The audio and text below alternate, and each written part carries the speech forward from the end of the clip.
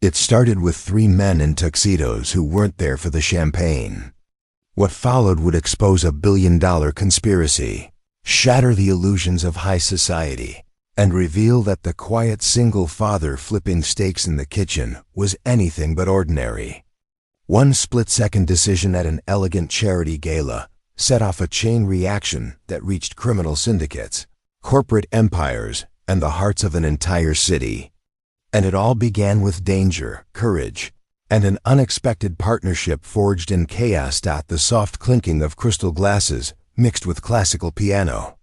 The Grand Belmont Hotel ballroom sparkled under cascading chandeliers, filled with the city's elite in designer gowns and tailored suits. But in the kitchen below, one man worked in silence, his past hidden beneath a chef's coat.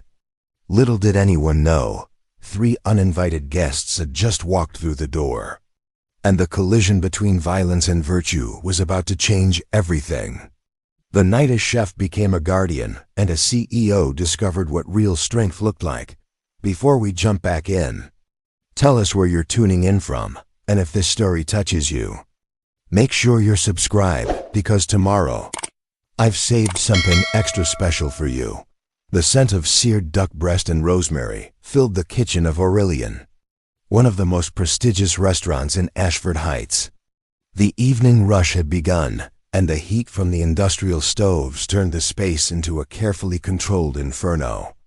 Stainless steel surfaces gleamed under bright lights, and the rhythmic sound of knives against cutting boards created a symphony of precision.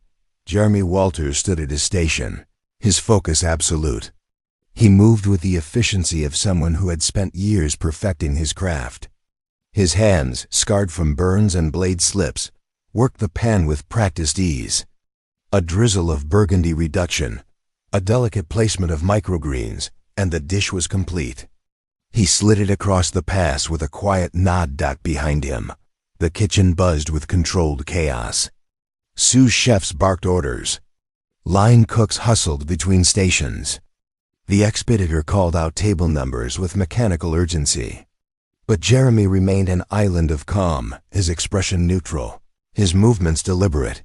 He was 38 years old, tall and lean, with close-cropped dark hair that was starting to gray at the temples. His eyes were a deep brown, quiet but alert, the kind of eyes that noticed everything without seeming to look. He wore the standard chef whites, sleeves rolled to his elbows, revealing forearms roped with muscle and ink. A faded tattoo of a compass rose marked his left wrist, a remnant of a life he no longer spoke about. Jeremy Walters was not someone who drew attention. He preferred it that way. In a world of ego-driven chefs who screamed and threw pans, he was the opposite, respectful, steady, reliable, the kind of man who showed up early, stayed late, and never complained. But there was more to Jeremy than the kitchen knew. Before the aprons and the Michelin stars, before the quiet life in Ashford Heights, he had been someone else entirely. A ghost in foreign deserts, a shadow in hostile territories, a man trained to extract, eliminate, and disappear without a trace. He had left that world behind 8 years ago when his wife Natalie passed away from an unexpected illness, leaving him alone with their 7-year-old son, Ethan. Ethan was everything to Jeremy now. The reason he woke up every morning. The reason he traded the chaos of covert operations for the chaos of a commercial kitchen. He had chosen this life deliberately.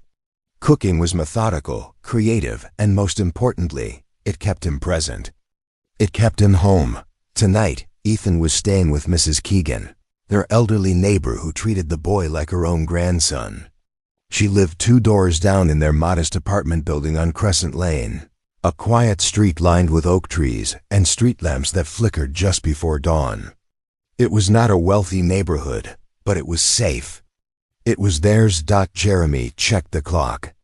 7:15. He had 3 more hours on his shift, then he would pick up Ethan, tuck him in, and read another chapter of the adventure book they had been working through together. It was routine. It was peace. The kitchen door swung open, and the head chef, a burly man named Anton Rousseau, stepped through with a clipboard in hand. His face was flushed from the heat and the stress of the evening service. "Walters," Anton called out, his French accent thick and clipped. "I need you on the gala tomorrow night." Jeremy paused mid-motion, his knife hovering over a sprig of thyme. "The charity event?" "Yes, the Grand Belmont." "High profile." "Very high profile. We are catering the entire affair. I need my best people, and you are one of them." Jeremy hesitated. He rarely took outside gigs. They disrupted his schedule, and more importantly, they disrupted Ethan's routine. But Anton was staring at him with that look, the one that said this was not a request. "What time?" Jeremy asked. "Setup starts at 4. Service begins at 7. You will be stationed at the carving table. Simple, elegant, no complications." Jeremy nodded slowly. "I will see if Mrs. Keegan can watch Ethan for the evening." Anton clapped him on the shoulder. "Good man. This event is important. The owner of Castellan Industries is hosting. Big money. Big names. We make a good impression, and Aurelian gets more bookings like this." Jeremy returned to his station, his mind already shifting gears. He did not care about big money or big names. But he cared about keeping his job, and he cared about providing for his son. So he would go. He would do what he always did. Show up, do the work. Go home. That night, after his shift ended and the kitchen had been scrubbed clean, Jeremy walked the 12 blocks back to his apartment. The air was cool, carrying the faint scent of rain. Streetlights cast long shadows across the pavement, and the occasional car passed by with a soft hiss of tires on asphalt. He stopped at a corner store and picked up a carton of milk and a box of cereal. Ethan had been asking for the kind with the cartoon tiger on it, and Jeremy was not one to deny him small joys. When he arrived home, Mrs. Keegan was waiting in the hallway, her wrinkled face lit up with a warm smile. She was a small woman, barely 5 feet tall, with silver hair pinned into a neat bun and reading glasses that hung from a beaded chain around her neck. "He was an angel," she said, handing Jeremy a folded piece of paper. "He drew this for you." Jeremy unfolded the paper.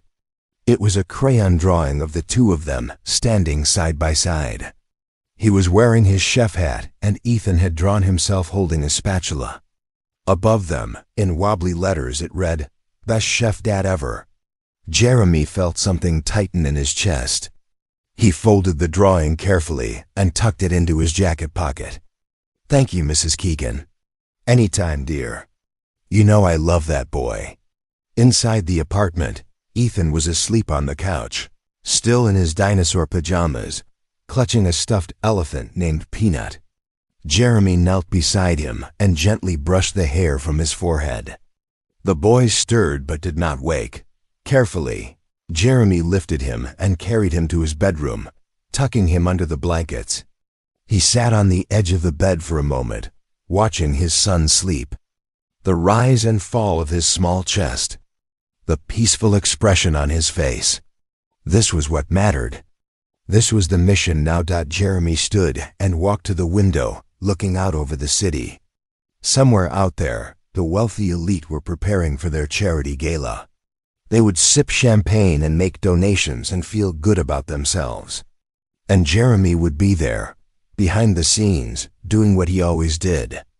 Staying invisible, but something gnawed at the edge of his awareness. A faint instinct honed over years of survival in hostile environments. It was the kind of feeling that used to keep him alive. The kind that whispered, "Something is coming." He shook it off. That life was behind him. He was just a chef now. Just a father. Nothing more. He closed the curtain and walked back to the kitchen to prep Ethan's lunch for school the next day. Turkey sandwich. Apple slices. A juice box, simple, normal, safe, but deep down, in a place he tried not to visit, Jerry Walters knew that safety was always an illusion. And tomorrow night, at the Grand Belmont Hotel, That illusion would shatter. The Grand Belmont Hotel stood like a monument to wealth and power in the heart of Ashford Heights. Its facade was all marble columns and gold trim, with a grand staircase leading up to towering glass doors that reflected the city skyline. Luxury cars lined the circular driveway, depositing guests in glittering gowns and sharp tuxedos. Photographers clustered near the entrance, cameras flashing like lightning. Inside, the ballroom was a vision of opulence. Crystal chandeliers hung from a vaulted ceiling painted with Baroque frescoes. Round tables draped in ivory linen surrounded a polished dance floor, each centerpiece a cascade of white orchids and gold-dusted branches. A string quartet played softly in the corner, their music drifting through the hum of conversation and laughter. This was the annual Castellan Foundation Gala, a charity event that raised millions for various causes while serving as a showcase for the city's elite. Politicians, business moguls, socialites, and celebrities mingled under the soft glow of ambient lighting, their smiles practiced and their handshakes firm. At the center of it all was Julia Patterson, the 34-year-old CEO of Castellan Industries, a multinational corporation specializing in sustainable technology and infrastructure. She stood near the stage, radiant in a floor-length emerald gown that caught the light with every movement. Her auburn hair was swept into an elegant updo, and diamond earrings glinted against her pale skin. She looked every bit the polished executive, confident and composed. Preparing and narrating this story took us a lot of time. So if you are enjoying it, subscribe to our channel. It means a lot to us. Now back to the story, but beneath the surface, Julia was exhausted. The past 6 months had been a relentless battle. Her company was in the middle of a hostile takeover attempt by a rival conglomerate led by a man named Victor Kane, a ruthless billionaire known for acquiring companies and gutting them for profit. Julia had refused every offer, every threat, every underhanded tactic. She had built Castellan Industries from the ground up after inheriting a failing company from her late father, and she would not let it fall into the hands of someone who cared nothing for its mission. Tonight was supposed to be a reprieve, a chance to remind herself why she fought so hard. The foundation her father had started supported education programs for underserved communities, and tonight's gala would fund scholarships for hundreds of young people. It was meaningful work. It mattered, but as Julia smiled and shook hands with donors, she could not shake the feeling that something was wrong. Her head of security, a former federal agent named Allison Hughes, had insisted on doubling the security team for the event. Allison had received intel that Kane's people were escalating their tactics, moving from corporate espionage to something more dangerous. Julia had brushed it off. This was a charity gala. What could possibly happen here? Downstairs, in the sprawling kitchen complex beneath the ballroom, Jeremy Walters was in his element. The catering team had transformed the space into a precision operation. Dozens of chefs and servers moved in synchronized chaos, plating appetizers, checking orders, and coordinating with the event staff upstairs. Jeremy stood at the carving station, his knife gliding through a perfectly roasted prime rib. The meat was tender, the crust golden and fragrant with garlic and herbs. He worked with the same quiet focus he brought to everything, his hands steady, his expression unreadable. Beside him, a younger chef named Parker wiped sweat from his brow. "Man, I have never seen a crowd this fancy. You ever work an event like this before?" Jeremy shook his head. "First time, you nervous?" "No," Parker laughed. "Of course not. You are like a robot, dude. Nothing rattles you." Jeremy said nothing. He plated another slice of beef, arranged it with roasted vegetables, and passed it to a server. The truth was, he had been in far more stressful situations than this. A ballroom full of millionaires was nothing compared to a desert compound filled with armed hostiles. But that was not something he talked about. Not anymore. Upstairs, the evening continued without incident. Guests enjoyed their meals, speeches were made, and checks were written. Julia took the stage to thank the attendees, her voice clear and confident as she spoke about the importance of education and opportunity. The crowd applauded warmly, but as she stepped down from the stage and moved toward her table, she noticed something odd. 3 men in tuxedos stood near the back entrance, their posture too rigid, their eyes too focused. They were not mingling. They were not eating. They were watching. And they were watching her. Julia's pulse quickened. She glanced toward Allison, who was stationed near the main doors. Allison had noticed them too. She spoke quietly into her wrist communicator, her expression tense. The 3 men began to move. Not quickly, but deliberately. They split up, each taking a different path through the crowd, converging toward Julia's position. Julia's breath caught. This was not paranoia. This was real. Allison moved swiftly, intercepting one of the men. "Sir, I need to see your credentials." The man smiled, but it did not reach his eyes. "I am a guest." "Then you will have no problem showing me your invitation."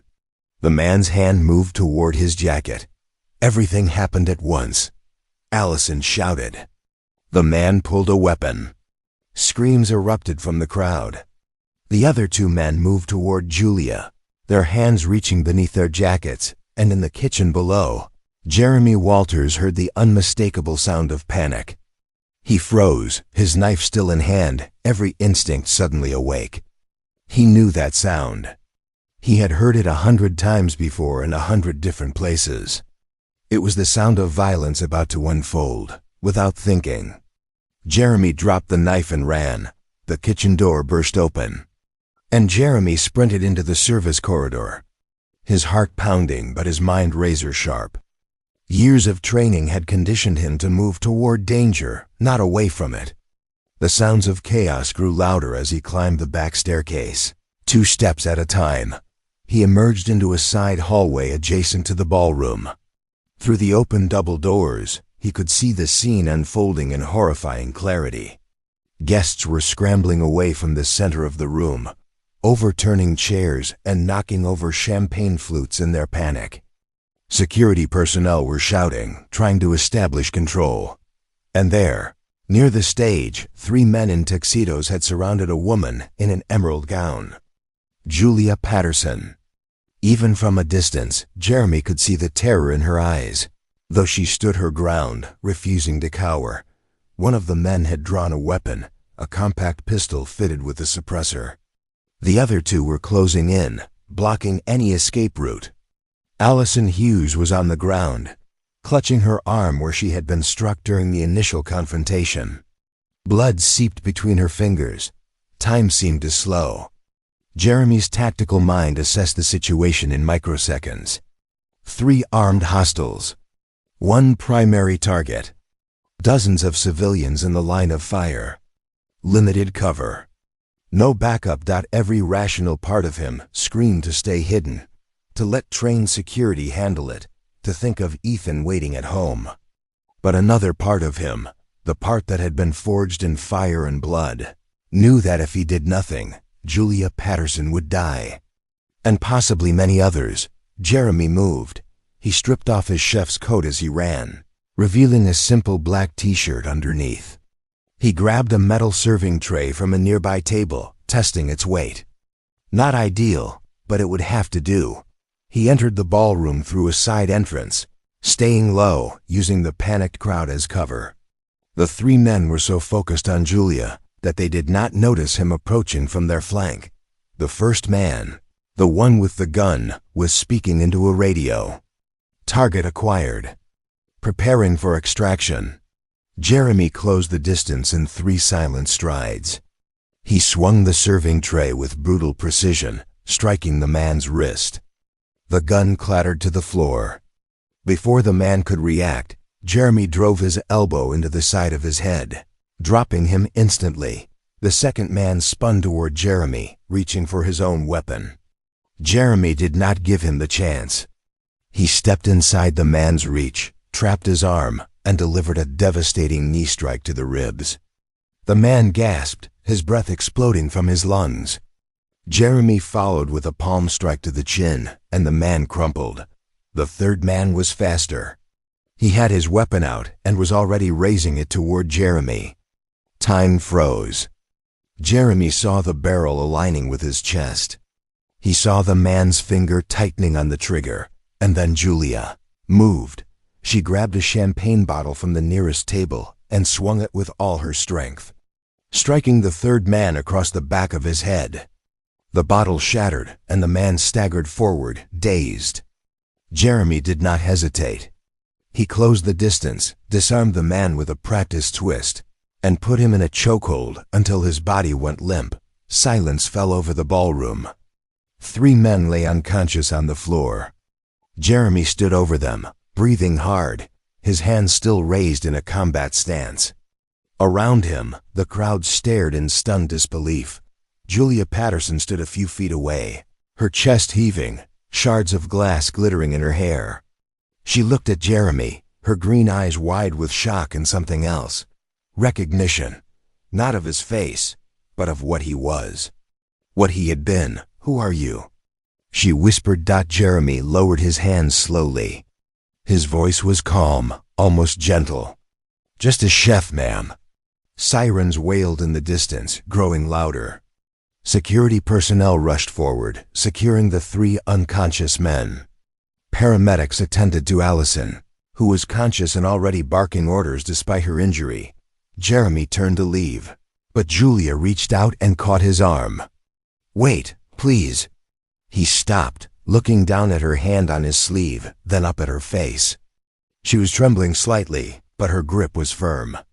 "You saved my life," she said quietly. "I do not even know your name. Jeremy Walters. Jeremy." She repeated it like she was committing it to memory. "Thank you." He nodded once, then gently pulled his arm free and walked toward the service corridor. The crowd parted for him, still silent, still staring. He disappeared through the doors and down the stairs, back into the kitchen where the catering staff stood frozen, eyes wide with questions. Anton Rousseau stepped forward, his face pale. "Jeremy, what just happened up there?" Jeremy picked up his chef's coat from where he had dropped it and pulled it back on. "There was a situation. It has been handled. But you just—" "I need to leave," Jeremy said quietly. "My son is waiting." Quietly. "My son is waiting." He walked out of the kitchen, through the service entrance, and into the cool night air. His hands were shaking now, the adrenaline finally catching up to him. He leaned against the brick wall, closing his eyes, forcing his breathing to steady. He had promised himself he would never go back to that life. He had promised Natalie, in her final days, that he would be a father first, always. And yet, when the moment came, his body had moved on instinct. The training had taken over. The warrior had emerged from beneath the chef's whites. Jeremy pushed off the wall and started walking. He had 12 blocks to clear his head before he got home. 12 blocks to bury the past again and become just a father. Just a chef. Nothing more. But as he walked through the quiet streets of Ashford Heights, he knew with absolute certainty that his life had just changed forever. Because tomorrow Julia Patterson would come looking for him. And when she did, everything he had built, every wall he had carefully constructed, would come crashing down. Jeremy did not sleep that night. He sat on the edge of his bed, staring at the wall, his mind replaying the events at the gala on an endless loop. The weight of the serving tray in his hand, the look in Julia Patterson's eyes, the muscle memory that had taken over his body without permission. He had tried so hard to leave that version of himself behind. For 8 years he had been disciplined, controlled, separate from the man he used to be. But it had taken only seconds for that facade to crumble. One moment of crisis, and he had become the operative again. Efficient, lethal, necessary. At 6 in the morning, Ethan padded into the room, still groggy, his hair sticking up in every direction. He climbed onto the bed and curled into Jeremy's side. "Morning, Dad." Jeremy wrapped an arm around him, pulling him close. "Morning, buddy. Did you have fun at the fancy party?" Jeremy hesitated. "It was interesting. Did you make good food?" "I did." Ethan yawned. "Can we have pancakes today?" Jeremy smiled despite everything. "Absolutely." They spent the morning in their usual weekend rhythm. Pancakes with blueberries. Cartoons on the couch. A walk to the park where Ethan played on the swings while Jeremy sat on a bench, watching him with quiet vigilance. To anyone observing, they were just another father and son enjoying a Saturday morning. Normal, unremarkable. But Jeremy could not shake the feeling that something was coming. He had felt it before, that prickling awareness at the back of his neck. The sense that his world was about to shift in ways he could not control. At 2 in the afternoon. There was a knock on the door. Jeremy tensed. He told Ethan to stay in the living room and approached the door slowly, checking the peephole. A woman stood in the hallway, but it was not Mrs. Keegan. It was Julia Patterson. She looked different than she had at the gala. She wore jeans, a simple cream blouse, and a navy blazer. Her hair was down, falling in loose waves past her shoulders. No makeup, no jewelry. She looked younger, more vulnerable, and somehow more real. Jeremy opened the door, but did not step aside. "Miss Patterson, Jeremy." Her voice was soft but steady. "I am sorry to show up unannounced. I had to find you. How did you get this address?" "I have resources." She paused. "Can we talk?" Jeremy glanced back toward the living room where Ethan was engrossed in his show. "Not here. Then where?" He stepped into the hallway and closed the door behind him. "We can talk out here. You have 5 minutes." Julia nodded, respecting the boundary. She folded her arms, not defensively, but as if she were trying to hold herself together. The men from last night, they were hired assassins. Professional, well-funded. They were sent to kill me. Jeremy's expression remained neutral. "Do you know who sent them?" "Victor Kane. He is trying to take over my company, and when I refused to sell, he decided to remove me permanently." Her voice wavered slightly. "The police are investigating, but Kane has layers of protection. He will deny everything, and his lawyers will bury any evidence. Then you need better security." "I have security," Julia said. "What I need is someone who understands how men like that think. Someone who can anticipate their next move." She met his eyes. "Someone like you." Jeremy shook his head. "I am a chef. What happened last night was instinct." "Nothing more, instinct?" Julia's voice sharpened. "You disarmed 3 trained killers in under 10 seconds. That is not instinct. That is training. Elite training."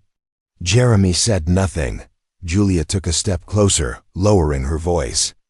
"I do not care who you used to be, Jeremy.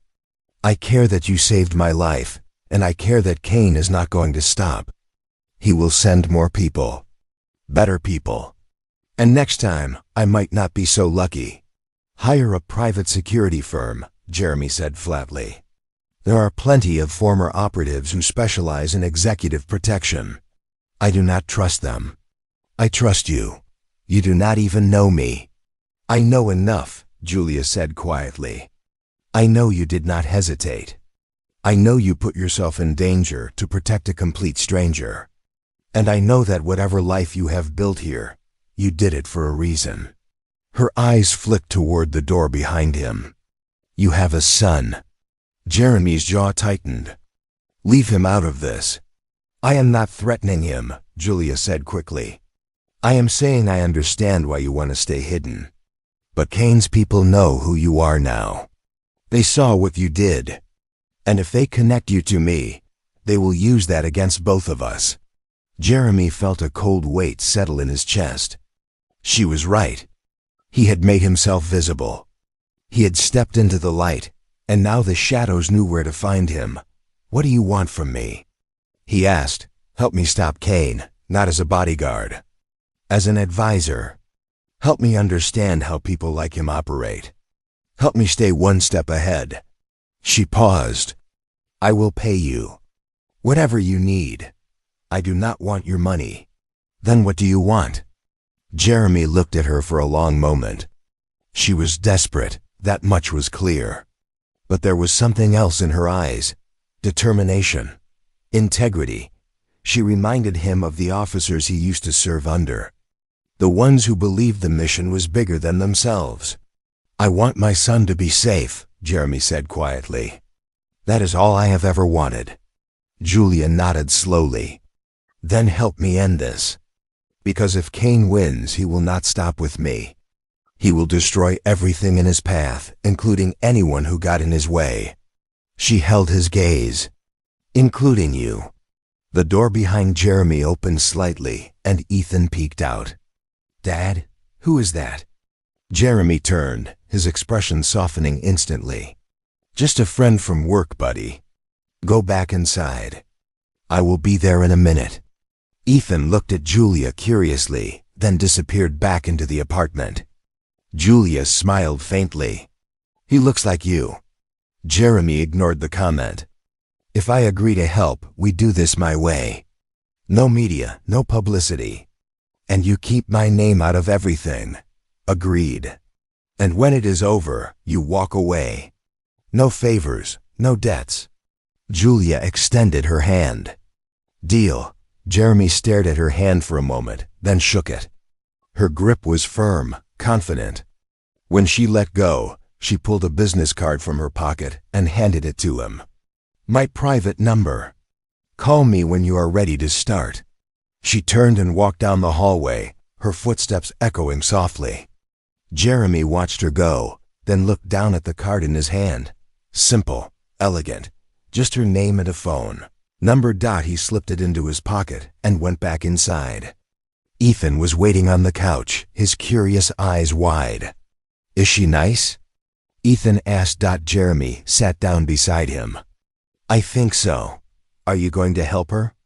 Jeremy looked at his son, at the innocence and trust in his face, and felt the weight of the choice he had just made. Yeah, buddy. I think I am. Because the truth was, Jeremy Walters had spent 8 years running from his past. And now, whether he liked it or not, the past had found him. And this time, he would not run. This time, he would stand and fight. Not for himself, but for the people who mattered. For Julia, for the city. And most of all, for Ethan. The quiet life was over. The war had begun. The following Monday arrived with the weight of inevitability. Jeremy had spent the entire Sunday wrestling with his decision. Watching Ethan play in the small patch of grass behind their apartment building. Wondering if he was making the biggest mistake of his life or the only choice that made sense. He had called Julia that evening. His voice steady despite the turmoil in his chest. They agreed to meet at her office downtown, away from public spaces, away from curious eyes. She had offered to send a car, but Jeremy refused. He would take the bus. He would stay invisible for as long as possible.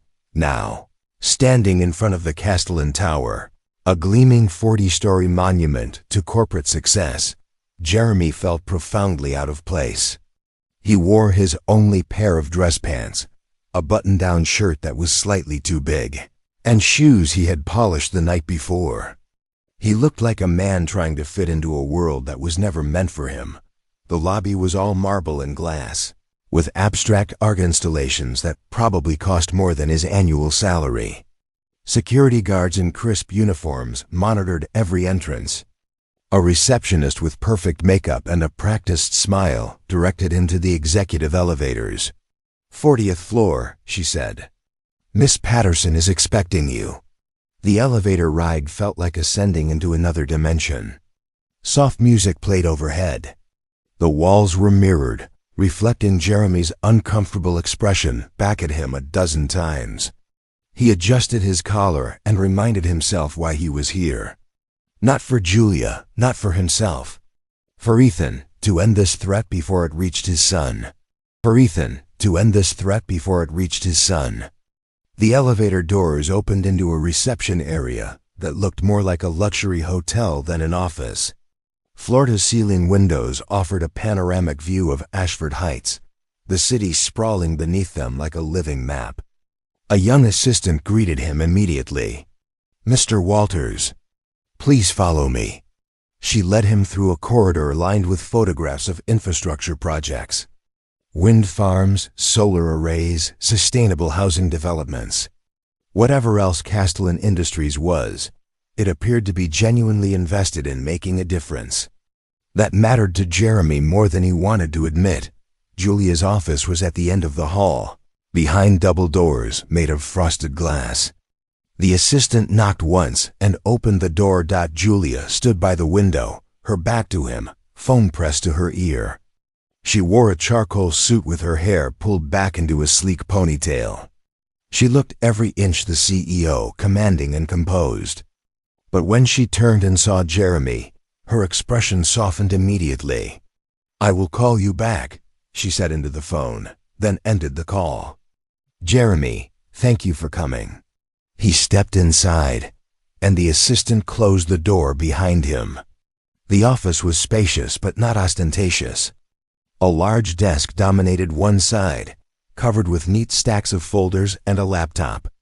The other side had a sitting area with leather chairs and a low table. Bookshelves lined one wall, filled with volumes on engineering, economics, and environmental science. "Please sit," Julia said, gesturing toward the chairs. Jeremy sat, his posture upright, his hands resting on his knees. Julia took the chair across from him, leaning forward slightly. "I know this must feel strange," she began. "Trust me, it feels strange for me too. I have spent my entire career solving problems with spreadsheets and strategy meetings. This is very different." "You are in over your head," Jeremy said bluntly. Julia blinked, then nodded. "Yes, I am. Kane is not going to stop because you outsmart him on paper. Men like him operate outside the rules. They use fear, violence, and money to get what they want. You cannot negotiate with that. Then what do I do?" "You expose him," Jeremy said. "You find evidence that connects him directly to the attack at the Gala. You make it public. You force the authorities to act." "I have been trying," Julia said, frustration creeping into her voice. "But Kane has insulated himself. The assassins were hired through shell companies. The money trail disappears into offshore accounts. My legal team says we do not have enough to make anything stick." Jeremy leaned back, thinking. "Then you need someone on the inside. Someone who can get close to Kane's operation and gather evidence you cannot access legally." Julia studied him carefully. "Are you offering?" "No," Jeremy said immediately. "I am a father first. I cannot take risks that would leave my son without a parent. But I can help you find the right people. Former intelligence operatives who specialize in this kind of work." Julia was quiet for a moment, her fingers tracing the edge of the armrest. "Can I ask you something personal?" Jeremy hesitated, then nodded. "What did you do before you became a chef?" He had known this question was coming. He had rehearsed a dozen deflections, a dozen half-truths. But sitting here, looking into her eyes, he found he did not want to lie. "I was part of a special operations unit," he said quietly. "We handled extractions, intelligence gathering, high-value target elimination. I did that for 12 years. Why did you leave?" "My wife got sick. She needed me home. And when she passed, I realized I did not want that life anymore. I wanted to be present for my son. I wanted to build something instead of destroy things." Julia's expression softened with understanding. "And now I am asking you to go back." "You are asking me to risk everything I built," Jeremy said. "And I need you to understand what that means. If I help you, and Kane finds out, he will not just come after me. He will come after Ethan. He will use my son to get to me. That is how people like Kane operate. Then we make sure he never finds out, Julia said firmly. We keep you in the shadows. You advise me, but you stay anonymous. No public exposure. No trail. Jeremy shook his head. It is already too late for that. The people at the gala saw me. Kane's men saw me. My face is out there now. Then we protect you, Julia said. I will assign a security detail to watch your apartment. I will make sure Ethan is safe. I do not want armed guards following my son to school, Jeremy said, his voice hard. I do not want him growing up afraid. Then what do you want? Julia asked, her own frustration surfacing. Because I am trying to find a solution here, Jeremy. I am trying to keep both of us alive. Jeremy stood abruptly and walked to the window, staring out at the city below. Somewhere down there, Ethan was in second grade, learning about fractions and drawing pictures of dinosaurs. He was safe. He was happy. And Jeremy was about to jeopardize all of that. I want a normal life for him, Jeremy said quietly. I want him to grow up without violence, without fear. I want him to believe the world is good. Julia stood and joined him at the window. I want that too. For all the families who depend on my company. For the communities we serve. She paused. But Kane does not care about any of that. He cares about power and profit. And if we do nothing, he wins. And when he wins, good people lose. Jeremy turned to look at her. You really believe this is about more than just your company? I know it is, Julia said. Kane has destroyed a dozen companies in the last 5 years. He guts them, sells off the assets, and leaves thousands of people unemployed. If he takes Castellan, he will dismantle every program my father built. The scholarships, the community initiatives, the sustainable projects. All of it gone. Jeremy saw the conviction in her eyes, the belief that this fight was worth the cost. It reminded him of why he had joined the service in the first place. Not for glory or adventure, but because some things were worth protecting. If I do this, Jeremy said slowly, we do it smart. We gather intelligence first. We identify Kane's vulnerabilities. And we only move when we have a clear advantage. Julia nodded. Agreed. And we keep Ethan out of it completely. He does not know what I am doing. He does not know who you are beyond someone I work with occasionally. Of course. Jeremy extended his hand. Then we have a deal. Julia shook his hand, her grip firm and grateful.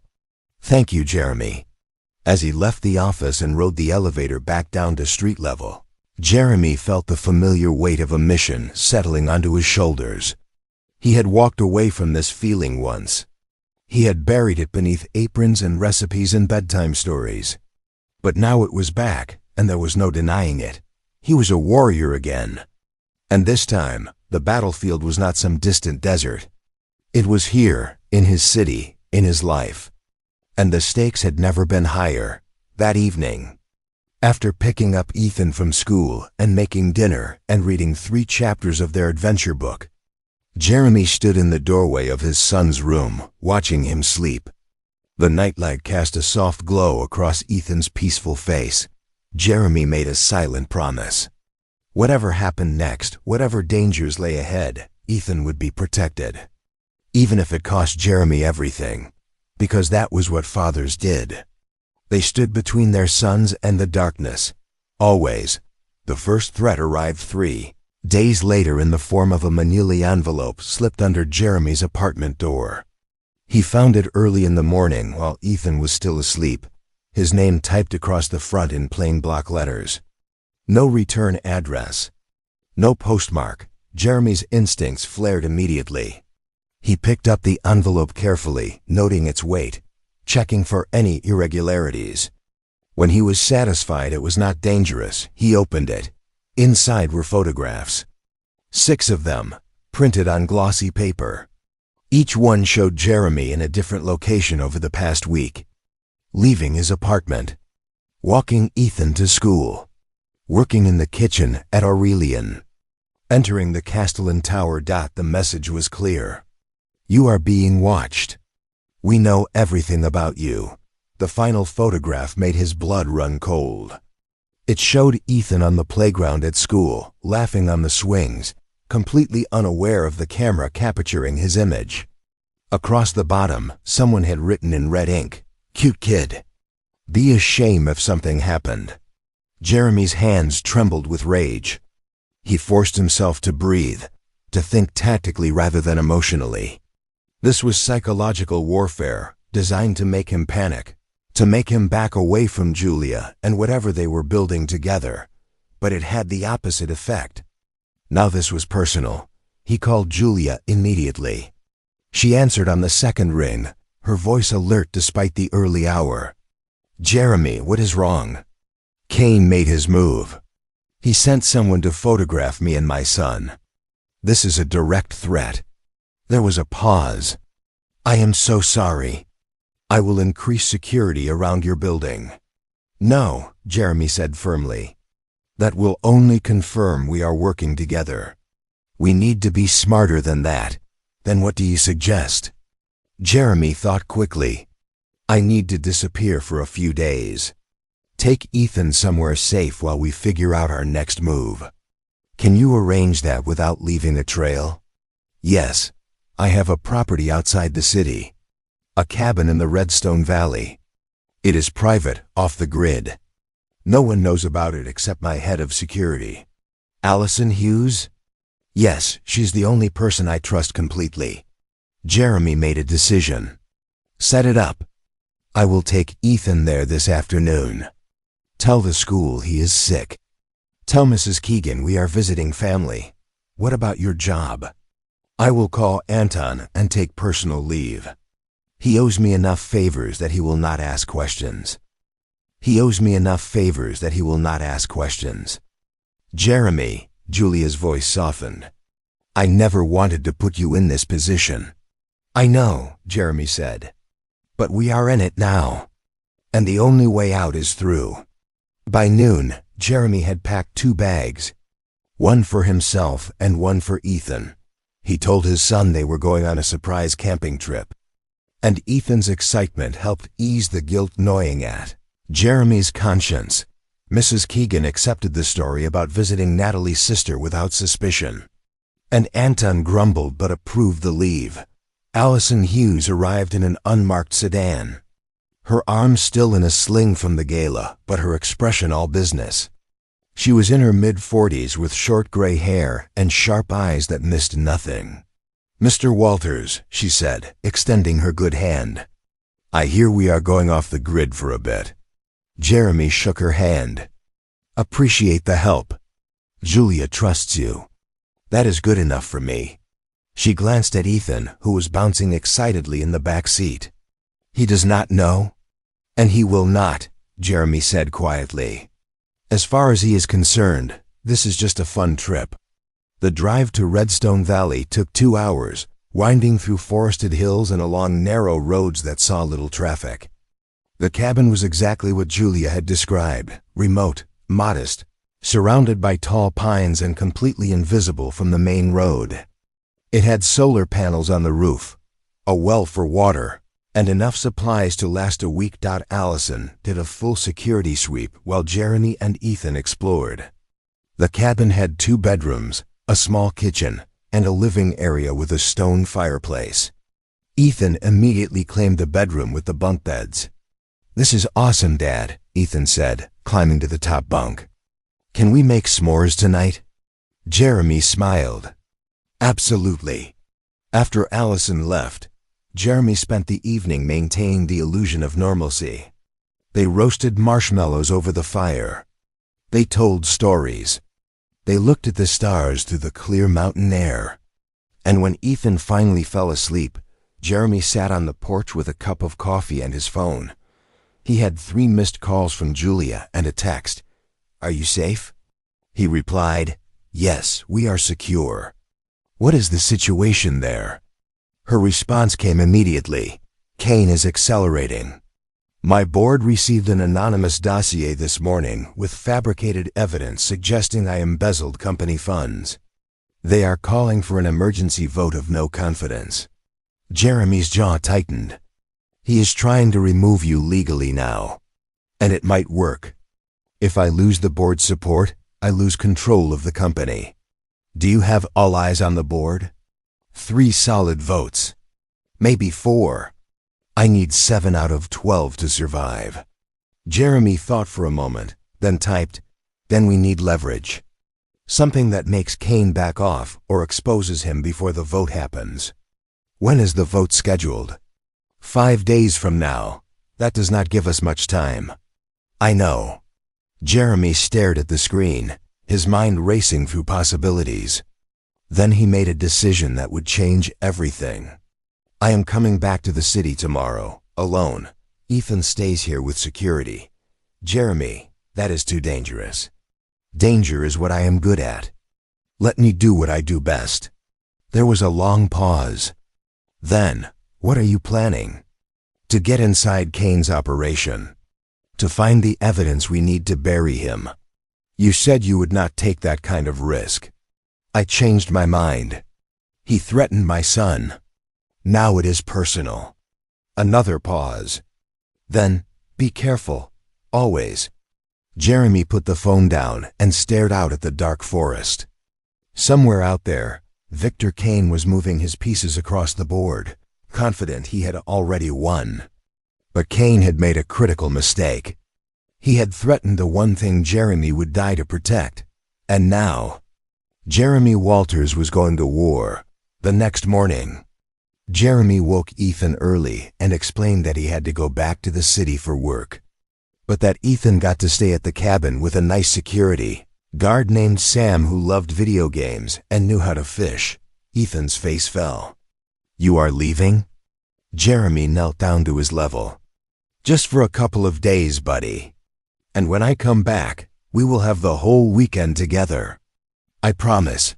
Do you have to go? Jeremy hugged him tightly. Yes, but I will call you every night before bed. Sam, a former police officer with a kind face and a patient demeanor, arrived shortly after. He immediately engaged Ethan in a conversation about the best fishing spots nearby. And within minutes, Ethan was smiling again. Jerry watched them for a moment, memorizing the image. Then he climbed into the car Allison had left for him and drove back toward Ashford Heights. Back toward danger. Back toward the man he used to be, because Victor Kane had made this personal. And Jeremy Walters did not lose when things got personal. Jeremy returned to Ashford Heights under the cover of early morning darkness. The city was just beginning to wake, streetlights still glowing against the fading night. He parked the car in a public garage 3 blocks from his apartment and walked the rest of the way, his senses hyper-aware of every shadow, every movement. His apartment was exactly as he had left it, but it no longer felt like home. It felt like a trap, a place where his enemies knew to find him.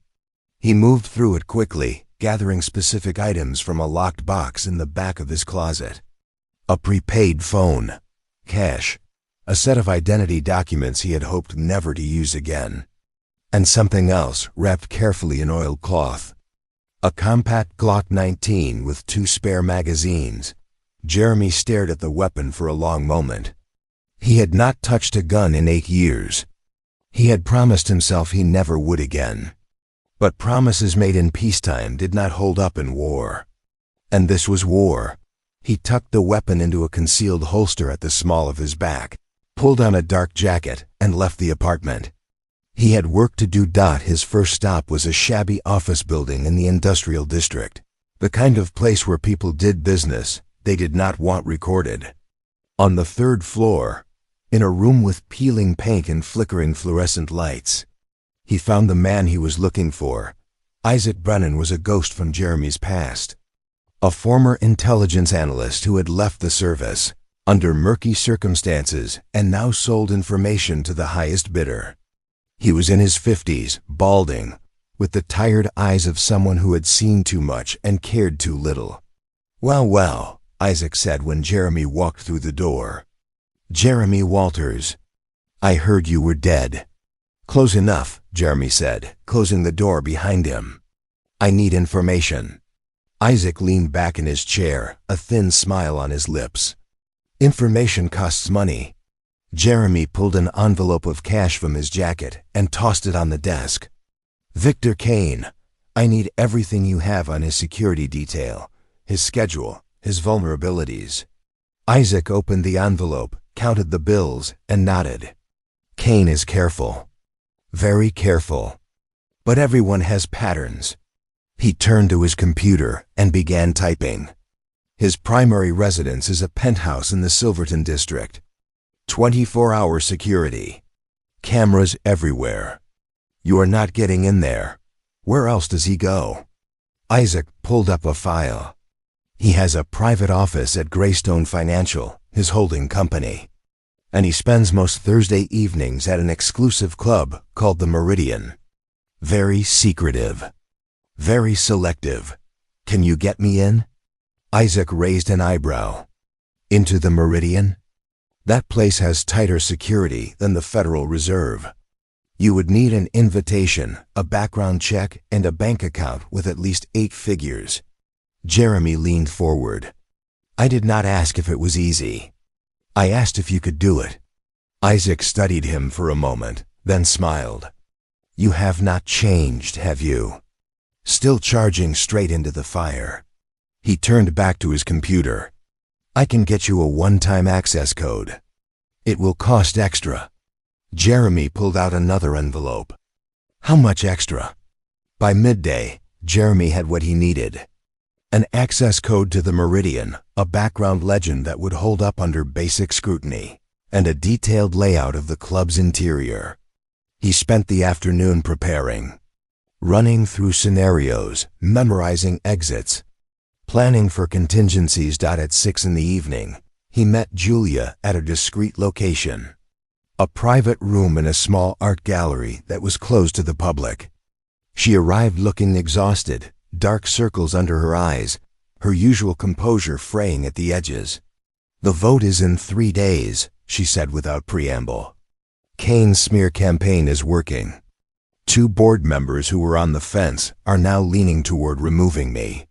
Then we do not have time to be subtle, Jeremy said. He laid out a blueprint of the Meridian on the table. Kane will be here tomorrow night. I am going in. Julia stared at the blueprint, then at him. Going in to do what? To get evidence. Financial records, communications, anything that ties him directly to the assassination attempt or his other illegal activities. That is breaking and entering. That is espionage. That is the only way to stop him, Jeremy said flatly. Your legal team cannot touch him because he has built walls around himself. But walls have cracks, and I know how to find them. Julia was quiet for a long moment. If you get caught, I cannot protect you.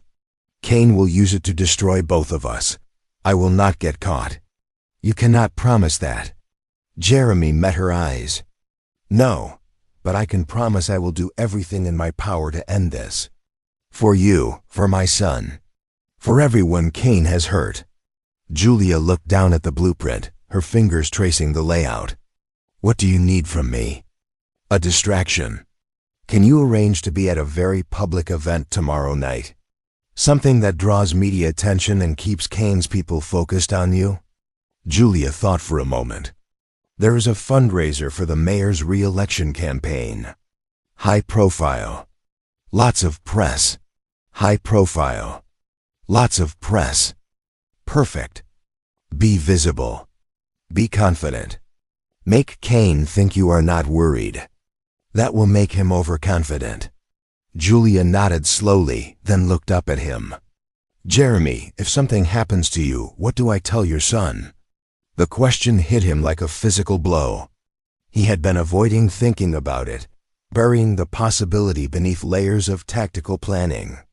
But Julia was right to ask. Ethan deserved better than wondering what happened to his father. Tell him I was trying to make the world safer, Jeremy said quietly. Tell him I loved him more than anything. And tell him to be brave. Julia's eyes glistened. I will not let it come to that. Neither will I, Jeremy said. But we both know the risks." They stood in silence for a moment, the weight of what was about to happen settling between them. Then Julia stepped forward and hugged him, quick and fierce. "Come back," she whispered. "I will," Jeremy promised. The next evening, Jeremy stood outside the Meridian dressed in a tailored suit he had rented that afternoon. The club was housed in a renovated historic building with no signage, just a discreet bronze plaque beside an unmarked door. 2 security guards in black suits flanked the entrance. Jeremy approached confidently, showing the access code on his phone.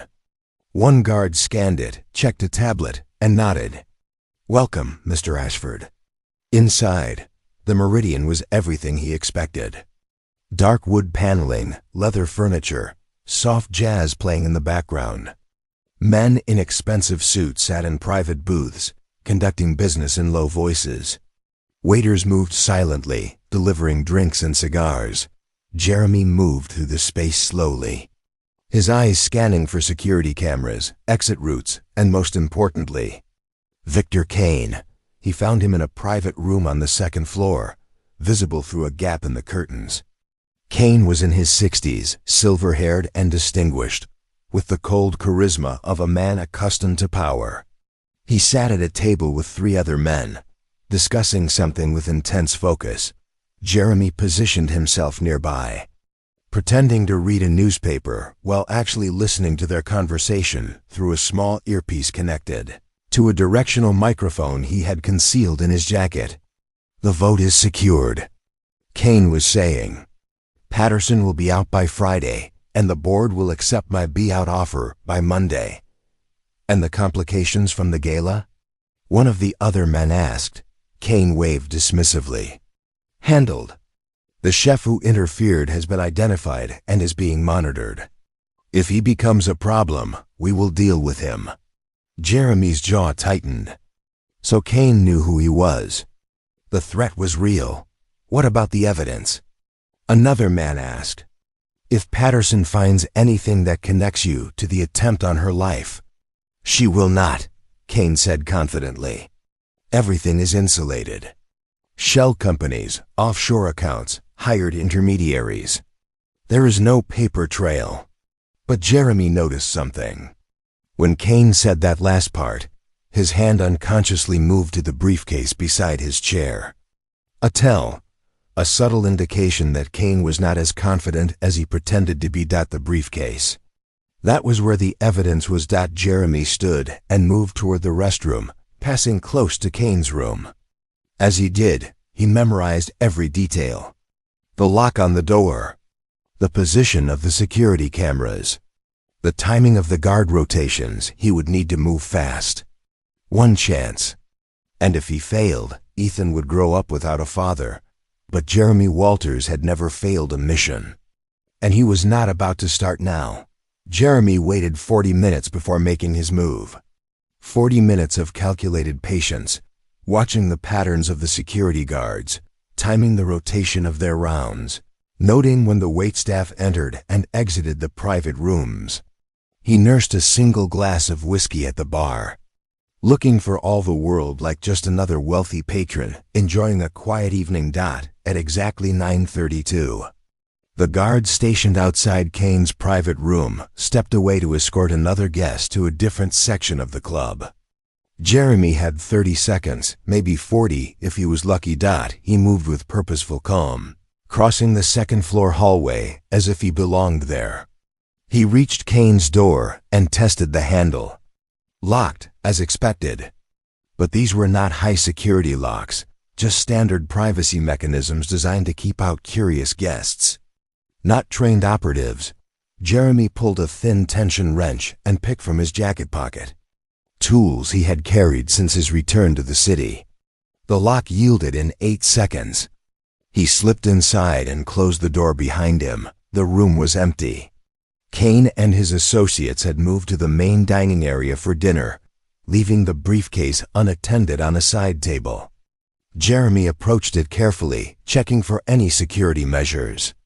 No biometric locks, no alarms that he could detect. Kane's arrogance had made him sloppy. Jeremy opened the briefcase. Inside were documents, USB drives, and a laptop. He pulled out his phone and began photographing everything, working with mechanical efficiency. Financial transfers, email exchanges, contracts with shell companies, and most damning of all, a signed authorization for payment to a security firm with known ties to contract killers. It was everything Julia needed. Everything that would connect Kane directly to the assassination attempt, and a dozen other illegal activities. Jeremy was halfway through photographing the documents when he heard voices in the hallway. Kane was returning early. Jeremy's mind shifted instantly into combat mode. He had three options: hide and hope Kane did not check the briefcase, attempt to exit through the window, or confront Kane directly. None were ideal. He chose confrontation. Jeremy pocketed his phone, closed the briefcase, and positioned himself behind the door. When Kane entered the room with two of his associates, Jeremy stepped forward, his presence filling the doorway. Kane froze, his expression shifting from surprise to cold fury. "Who the hell are you?" "Someone who knows what you did," Jeremy said calmly. "And someone who's going to make sure everyone else knows too." Kane's eyes narrowed. "You are the chef. The one from the gala." He smiled, but it was a predator's smile. "You should have stayed in your kitchen." "Probably," Jeremy agreed. "But I have never been good at minding my own business." Kane gestured subtly to his associates, and they moved to flank Jeremy, blocking his exit. Both men were large, trained, dangerous. Jeremy assessed them in a glance. Private security. Former law enforcement, maybe. Competent but not elite. "You made a mistake coming here," Kane said. "Breaking into a private club, stealing confidential documents. That is a felony. I could have you arrested." "You could," Jeremy said. "But then you would have to explain what is in those documents. And I do not think you want that conversation happening in a courtroom." Kane's expression darkened. "You think you are clever, but you have no idea what you are dealing with. I own half the judges in this city. I own the police commissioner. You are nothing but a small-time operative playing hero." "Maybe," Jeremy said. "But I already sent copies of everything to 3 different locations. If anything happens to me, they go public." It was a bluff. Jeremy had not had time to send anything. But Kane did not know that. Kane studied him for a long moment, then laughed. "You are lying. But I admire the attempt." He nodded to his associates. "Remove him quietly." The 2 men moved simultaneously. Jeremy had been expecting it. He sidestepped the first man's grab, drove his elbow into the second man's solar plexus, and swept his leg. The second man went down hard, gasping for air. The first man recovered quickly, throwing a heavy punch toward Jeremy's head. Jeremy blocked it, countered with a precise strike to the throat, and followed with a knee to the ribs. The man staggered back, clutching his neck. Kane's expression shifted from amusement to alarm. He reached for something inside his jacket, but Jeremy closed the distance instantly, twisting Kane's arm behind his back and pinning him against the wall. "Call them off," Jeremy said quietly, his voice cold and controlled. "Or I break your arm." Kane gritted his teeth. "Stand down," he ordered his men. The 2 associates backed away, both breathing hard, both reassessing the situation. Jeremy released Kane but stayed close, ready to react if anyone moved. "You cannot win this," Kane said, straightening his jacket. "Even if you have evidence, I will bury it. I will bury you. And I will make sure your son grows up knowing his father died a criminal." Jeremy's expression did not change, but something lethal flickered behind his eyes. "You just made a mistake, Kane. You threatened my son. That means this stops being about business. Now it is personal." Before Kane could respond, the door burst open. 4 security guards rushed in, weapons drawn. Jeremy raised his hand slowly, his mind calculating odds and angles. 4 armed opponents in a confined space. Poor odds, even for him. But then something unexpected happened. A voice came from behind the guards, clear and commanding. "Lower your weapons, now." The guards hesitated, then parted. Allison Hughes stepped through, her badge held high, flanked by 6 federal agents in tactical gear. "Victor Kane," Allison said, her voice formal and precise. "You are under arrest for conspiracy to commit murder, wire fraud, and racketeering. You have the right to remain silent." Kane's face went pale. "You have no authority here." "Actually," Allison said, stepping forward with handcuffs, "the FBI has been investigating your operation for 6 months. And thanks to Mr. Walters here, we now have everything we need to put you away for a very long time. Jeremy stepped back as federal agents swarmed the room, securing Kane and his associates. Allison caught his eye and gave him a small nod of acknowledgement. They had been coordinating all along. Julia had brought in federal authorities days ago, and Jeremy's infiltration had been the final piece they needed. Kane was led away in handcuffs, still protesting, still threatening. But his power was broken. The monster was in chains. Allison approached Jeremy as the room cleared. "That was reckless. It worked," Jeremy said. "Barely." She paused. "Julia wants to see you. She is at Castellan Tower." Jeremy nodded and left the club, walking out into the cool night air. His hands were shaking slightly, the adrenaline finally catching up to him. He had been in combat dozens of times, but it never got easier. The fear was always there, buried beneath the training. He pulled out his phone and called the secure line to the cabin. Sam answered on the first ring. "Everything okay?" Jeremy asked. "All quiet here. Ethan caught 3 fish today. He is very proud." Jeremy smiled despite everything. "Tell him I will be there tomorrow. And tell him I am proud of him too. Will do."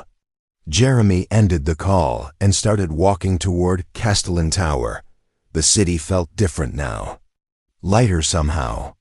The shadow that had been hanging over them was lifting, but he knew this was not over. Kane's arrest was just the beginning. There would be trials, testimonies, media scrutiny. Julia would have to rebuild trust with her board. Jeremy would have to explain to Ethan why they had to hide in a cabin for a week. But for now, for this moment, they had won. And that was enough. When Jeremy arrived at Castellan Tower, Julia was waiting in her office, standing by the window just as she had been the first time they met. But this time, when she turned, there were tears streaming down her face. "Is it really over?" she asked, her voice breaking. "It is over," Jeremy said. Julia crossed the room and threw her arms around him, holding him tightly. "Thank you," she whispered. "Thank you for everything." Jeremy held her for a moment, then gently pulled back. "I did what needed to be done. But this victory belongs to you. You did not back down. You did not give up. That is real strength." Julia wiped her eyes, laughing a little through the tears. "I could not have done it without you." "Yes," Jeremy said. "You could have. You just needed someone to remind you how strong you are." They stood in silence for a moment, the weight of everything they had been through settling between them. Then Julia spoke, her voice quiet but certain. "What happens now?" Jeremy thought about Ethan waiting at the cabin, about the quiet life he had built, about the restaurant where he belonged. "Now I go back to being a chef. I go back to being a father. I go back to normal." Julia nodded, understanding. "And if I need you again?" Jeremy smiled slightly. "Then you call. And I will be there." Because that was who Jeremy Walters was. Not a hero. Not a warrior. Just a man who showed up when people needed him. A man who protected those who could not protect themselves. A man who understood that sometimes the greatest strength was simply refusing to walk away. And as he left Castellan Tower and headed toward his car, Jeremy felt something he had not felt in years. Peace. Not the fragile piece of hiding from the past, but the solid piece of knowing he had done the right thing. The war was over, and he had won. The morning sun broke over Redstone Valley with golden light, filtering through the pine trees and casting long shadows across the cabin's front porch. Jeremy sat with a cup of coffee, watching Ethan skip stones across the small creek that ran behind the property. Sam had packed up his gear an hour earlier, giving Jeremy a firm handshake and a knowing look before driving back to the city. 14 skips, Ethan shouted, turning to his father with pure joy radiating from his face. Did you see that? Jeremy smiled, the tension of the past week finally melting from his shoulders. I saw it, buddy. New record. Ethan ran back to the porch, breathless and grinning. Can we stay here one more day, please? Jeremy pulled his son close, ruffling his hair. I wish we could, but we have to get back. You have school, and I have work. Will we come back sometime? Absolutely, Jeremy promised. Maybe this summer. We can fish, hike, make it a real adventure. Ethan seemed satisfied with that answer. He went back inside to pack his things, humming a tune Jeremy recognized from one of his favorite cartoons. Jeremy sat for a moment longer, breathing in the clean mountain air, grateful beyond words that his son was safe, happy, and completely unaware of how close they had come to disaster. His phone buzzed. A message from Julia. Board meeting in 1 hour. Wish me luck. Jeremy typed back, you do not need luck. You have truth on your side. That is stronger. Her response came quickly. Thank you. For everything. Jeremy pocketed his phone and went inside to help Ethan pack. They loaded the car, locked up the cabin, and began the drive back to Ashford Heights. Ethan fell asleep in the passenger seat within 20 minutes, his head resting against the window. Peanut the elephant tucked under his arm. Jeremy drove in comfortable silence, his mind already shifting back to the rhythms of normal life. He would need to check in with Anton, catch up on the restaurant schedule, make sure Mrs. Keegan had not worried too much. Small things. Normal things. The building blocks of the life he had chosen. By the time they reached the city, the sun was high and the streets were bustling with midday traffic. Jeremy pulled into their apartment complex, helped Ethan carry his bag upstairs, and was immediately greeted by Mrs. Keegan, who emerged from her apartment with a plate of fresh cookies. Oh, you are back, she exclaimed, handing the plate to Ethan. I missed you terribly. We went camping, Ethan announced proudly. I caught 3 fish and skipped a rock 14 times. Mrs. Keegan beamed. What an adventure. You will have to tell me all about it. As Ethan launched into an animated retelling, Jeremy caught Mrs. Keegan's eye. She gave him a questioning look, the kind that said she suspected there was more to the story than a simple camping trip. But she did not press. She never did. That was one of the reasons Jeremy trusted her. Inside the apartment, Jeremy unpacked while Ethan settled back into his room, arranging his stuffed animals and pulling out his school supplies. Everything was exactly as they had left it. Safe, familiar, home. Jeremy's phone rang. It was Julia. How did the meeting go? He asked. Her voice was bright, almost breathless. They voted unanimously to keep me as CEO. Kane's evidence was exposed as fabricated, and 3 board members who were working with him have resigned. Castellan Industries is secure. Jeremy felt genuine relief wash over him. That is incredible, Julia. Congratulations. There is more, she continued. The FBI has confirmed that Kane is facing federal charges on multiple counts. His assets are being frozen, and his entire empire is under investigation.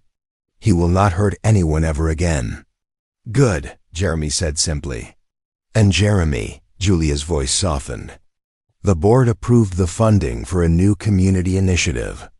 We are creating a culinary training program for at-risk youth and veterans transitioning to civilian life. I want you to help me build it. Jeremy was quiet for a moment, surprised by the offer. "Julia, I appreciate that, but I am just a chef. I am not qualified to run a program like that." "You are exactly who should run it," Julia insisted. "You understand discipline, mentorship, and what it means to rebuild a life. These young people need someone like you. Someone who has been through fire and came out stronger." Jeremy walked to the window, looking out at the street below. He thought about his own journey, about how cooking had saved him after Natalie died, about how it had given him purpose and structure when everything else had fallen apart. "Let me think about it," he said finally. "Of course. Take your time. But Jeremy, this is not charity. This is a real partnership. You would have autonomy, resources, and the chance to make a lasting impact." After they hung up, Jeremy stood at the window for a long time, watching the city move below him. For 8 years, he had kept his world small and manageable. He had avoided attention, avoided responsibility beyond his immediate circle. But maybe Julia was right. Maybe it was time to do more than just survive. Maybe it was time to build something that mattered. That evening, after dinner and homework and the usual bedtime routine, Jeremy sat with Ethan on the couch, reading their adventure book. They were nearing the end, and the heroes were finally returning home after their long journey. Ethan looked up at his father with thoughtful eyes. "Dad, are you a hero?" Jeremy blinked, surprised by the question. "What makes you ask that?" "I heard Mrs. Keegan talking to her friend. She said you did something really brave. Something important." Jeremy chose his words carefully. "I helped someone who needed help. That does not make me a hero. It just makes me someone who cares." Ethan considered this. "But if you help people, does not that make you a hero?" Jeremy pulled his son close. "Real heroes are people who show up every day. People like teachers, doctors, firefighters. People who do good things even when no one is watching. That is what matters." Ethan nodded slowly. "I want to be like that when I grow up." Jeremy felt his throat tighten. "You already are, buddy. You already are. Already are, buddy. You already are." The following week, life settled back into its familiar rhythm. Jeremy returned to Aurelian, where Anton welcomed him back with a bear hug and a barrage of questions he politely deflected. The kitchen staff had heard rumors about the Gala incident, but Jeremy downplayed his involvement, steering conversations back to prep work and menu planning. But something had changed. Jeremy moved through his shifts with the same precision, but there was a lightness to him now, a sense of possibility that had not been there before. He caught himself smiling more, laughing at Parker's jokes, engaging with the younger chefs in ways he had always kept at a distance. On Thursday evening, Julia came to the restaurant.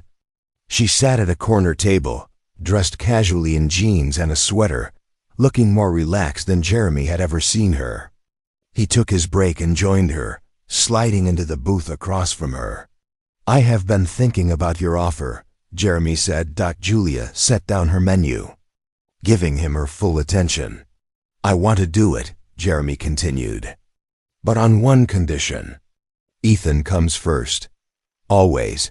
If there is ever a conflict between the program and my responsibilities as a father, he wins." Julia smiled. "I would not have it any other way." They shook hands across the table, and Jeremy felt the weight of a new chapter beginning. Not a return to his old life, but a step forward into something better. Something that honored both who he had been and who he was becoming. Over the next month, the culinary training program took shape. Julia secured a facility in a revitalized neighborhood, a former warehouse transformed into a state-of-the-art teaching kitchen.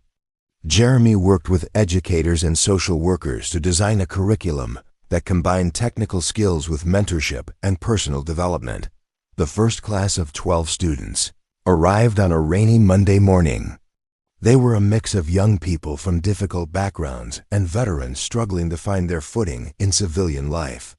They were guarded, uncertain, some clearly skeptical that this program would be any different from the others that had failed them before. Jeremy stood in front of them, his chef's coat clean and pressed, his expression calm but warm. "My name is Jeremy Walters," he began. "I am not going to tell you that cooking will solve all your problems. It will not. But I will tell you this. In this kitchen, you will learn discipline. You will learn patience. You will learn that even when things fall apart, you can create something beautiful." He paused, meeting each of their eyes. "I have been where some of you are. I have felt lost. I have felt like the world did not have a place for me. But I found my way. And if I can do it, so can you." One student, a young woman with tired eyes and paint-stained hands, raised her hand. "Why should we believe you?" Jeremy smiled slightly. "You should not. Not yet. But give me 6 weeks. Show up, do the work, and then decide if I am worth believing." That first day was rough. The students struggled with basic knife skills, burned their first attempts at simple dishes, and argued over who was responsible for various mistakes. But Jeremy was patient. He corrected without judgment. He demonstrated without condescension. And slowly, the students began to respond. By the end of the first month, something remarkable was happening. The students were arriving early and staying late. They were helping each other, sharing techniques, building something that looked a lot like community. And Jeremy was thriving in ways he had not expected. Teaching gave him purpose beyond survival. It reminded him that his experiences, both good and terrible, had value beyond himself. Julia visited often, sometimes observing from the back of the room, sometimes rolling up her sleeves and working alongside the students. She and Jeremy developed an easy partnership, built on mutual respect and shared vision. They were not romantic, not quite, but there was an intimacy between them that went beyond friendship. They had seen each other at their most vulnerable, and that created a bond that could not be easily broken. One evening, after the students had left and the kitchen was clean, Julia and Jeremy sat on the loading dock, watching the sun set over the city. "You were right about this," Jeremy said quietly. "About building something that matters." Julia smiled. "We were both right. You brought the heart. I brought the structure. Together we made something real." They sat in comfortable silence, the city humming around them, the future stretching out with possibility instead of fear. And for the first time in 8 years, Jeremy Walters felt like he was exactly where he was supposed to be. 6 months later, the Grand Belmont Hotel hosted another charity gala. But this time the atmosphere was entirely different. The ballroom sparkled under the same crystal chandeliers, but tonight the cause was education and opportunity. The Castellan Foundation, in partnership with community organizations across the city, was celebrating the graduation of its first culinary training program, Cohort. Jeremy stood near the kitchen entrance, watching the graduates mingle with donors and community leaders. They wore crisp chef's whites, their faces glowing with pride and accomplishment. 3 of them had already secured positions at respected restaurants. 2 were opening a catering business together. The rest had job interviews lined up or were continuing their education. Ethan, now 8 years old and growing taller every day, stood beside his father wearing a miniature chef's coat that Julia had commissioned specially for him. He had insisted on being part of the event, claiming he was his father's official assistant. "Dad, look," Ethan whispered, pointing toward the stage. "Miss Julia is about to speak." Julia approached the podium, radiant in a midnight blue gown, her confidence and grace evident in every movement. The room quieted as she began to speak. 6 months ago, we launched a program built on a simple belief that everyone deserves a second chance. That talent and determination exist in places we often overlook. That with the right support, people can transform their lives. She paused, her eyes finding Jeremy in the crowd. But we could not have done this without someone who understood that truth in his bones. Someone who proved that courage is not about grand gestures, but about showing up every day and doing the hard work of building something meaningful. She gestured toward Jeremy. Jeremy Walters taught me that real strength is not about power or wealth. It is about standing up when it matters, protecting those who cannot protect themselves, and believing that change is possible even when the odds seem impossible. The room erupted in applause. Jeremy felt his face flush, uncomfortable with the attention, but grateful for the recognition of what they had all accomplished together after the speeches. As guests enjoyed dinner and the string quartet played softly, Julia found Jeremy near the dessert table where Ethan was carefully selecting 3 different pastries. "Just one, buddy," Jeremy said gently. "But they all look so good," Ethan protested. Julia laughed. "How about this? You pick one now, and I will make sure you get the other 2 wrapped up to take home." Ethan's face lit up. "Really, you are the best, Miss Julia." As Ethan returned to his careful deliberation, Julia turned to Jeremy. "The board approved expansion funding.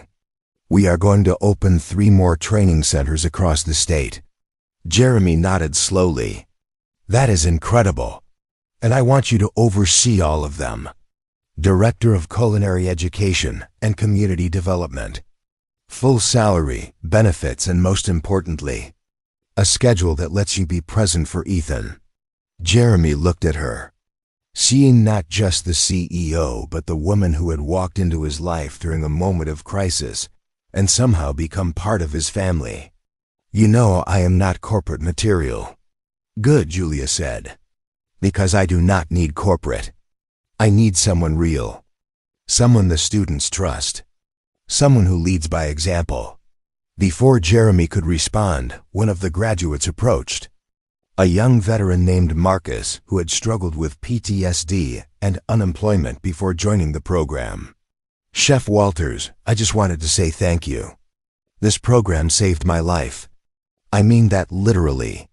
Jeremy shook his hand. "You saved your own life, Marcus. You showed up. You did the work. I just provided the kitchen." Marcus smiled. "Maybe, but you also provided hope. And sometimes that is all someone needs to keep going." After Marcus walked away, Julia turned to Jeremy. "That is why this matters. That is why I need you to say yes." Jeremy watched Ethan, who had finally settled on a chocolate eclair and was now showing it to Mrs. Keegan, who had been invited as Jeremy's guest. He thought about the life he had built, the walls he had carefully constructed to keep the world at a safe distance. And he thought about how those walls had come down, not through force, but through connection, through purpose, through allowing himself to believe that his past did not have to define his future. "Okay," Jeremy said finally. "I am in." Julia's smile was radiant. "Thank you." As the evening continued, Jeremy found himself surrounded by people whose lives had intersected with his in unexpected ways. Allison Hughes, now promoted within the FBI, stopped by to tell him that Cain's trial had resulted in a 40-year sentence. Anton Rousseau offered him a standing invitation to consult on Aurelian's menu anytime he wanted. Even some of the guests from the original Gala approached to thank him for his bravery that night. But the moment that mattered most came near the end of the evening. Ethan tugged on Jeremy's sleeve, his eyes serious. "Dad, are you happy?" Jeremy knelt down to his son's level. "Yes, buddy. I really am." "Good," Ethan said. "Because you smile more now. And I like it when you smile. Now. And I like it when you smile." Jeremy pulled his son into a hug, feeling the weight of 8 years of grief and fear finally lifting. He had spent so long protecting Ethan from the darkness of the world that he had forgotten to show him the light. But now, standing in this ballroom surrounded by people who had found second chances and new beginnings, Jeremy understood that the best protection he could offer his son was not isolation, but example. Example of courage. Example of kindness. Example of showing up even when it was hard. As the gala wound down and guests began to leave, Jeremy walked Ethan and Mrs. Keegan to the exit. Julia caught up with them, pressing the promised pastries into Ethan's hands. "Thank you for sharing your dad with us," she said to Ethan. Ethan grinned. "He is pretty great, is not he?" "The greatest," Julia agreed, her eyes meeting Jeremy's with warmth and understanding. Outside, the night air was cool and clear. Jeremy lifted Ethan onto his shoulders as they walked toward the parking garage. Mrs. Keegan chatting happily beside them about the wonderful food and elegant decorations out above them. The stars were beginning to appear, tiny points of light against the darkening sky. Jeremy thought about that night 6 months ago when violence had erupted in this very building, when he had made a split-second decision that changed everything. He had thought he was saving Julia's life, but the truth was, she had saved his too. She had reminded him that hiding from the world was not the same as healing from it. That purpose and connection were not luxuries but necessities. That the skills he had developed in war could be transformed into tools for peace. "Dad," Ethan said from his perch on Jeremy's shoulders, "can we come back here sometime?" Jeremy smiled. "Absolutely, buddy. Anytime you want." Because the Grand Belmont Hotel was no longer a place of trauma. It was a place of transformation. A place where endings became beginnings. A place where a chef discovered he could be more than he thought possible. And as Jeremy drove home through the quiet streets of Ashford Heights, his son dozing in the passenger seat and the city lights twinkling around them, he felt something he had not felt since before Natalie died. Hope, not the fragile hope of wishing things would get better, but the solid hope of knowing he had the strength to make them better. One day at a time. One person at a time. One act of courage at a time. The war was over. The mission was complete. And the life that lay ahead was brighter than he had ever dared to imagine. Up next, you've got 2 more standout stories right on your screen. If this one hit the mark, you won't want to pass these up. Just click and check them out. And don't forget to subscribe and turn on the notification bell so you don't miss any upload from us.